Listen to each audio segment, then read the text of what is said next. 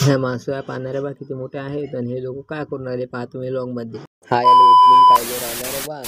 तर मित्रांनो, स्वागत आहे तुमचं आजच्या व्लॉगमध्ये. तुम्हाला वाटत असेल हा काळी घेऊन कुठे चालला, तर आम्ही चाललो होतो नदीवर. तुम्हाला वाटत असेल की आम्ही नदीवर काय चाललो, तर आपल्या नदीला आलं तर महाजन म्हणजे मासोळ्याचा पूल.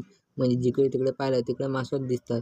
ते एकदम गडूळ पाणी होतं. म्हणजे मासोळीनं तोंड बाहेर काढलं की मासोळीला काडीच्या झोडपात बसते डायरेक्ट. हा सूरज मारून राहिला मासोळी, पण याच्यानं काही मासोळी मरत नाही जात जाय. याच्यापेक्षा तर ह्या लाईन्या फुटत्या पुरल्या. डायरेक्ट हातानं मासोळी पकडत जाय. नदीवर पहा मग किती लोक होते. पूर्ण गाव नदीवरच येईल होतं रे बा.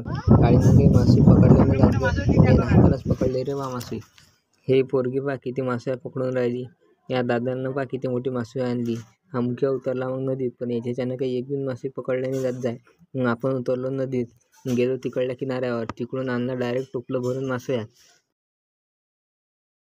पुरे लहान लेकरापासून तर मोठ्यापर्यंत पुरे लोक मासोळ्या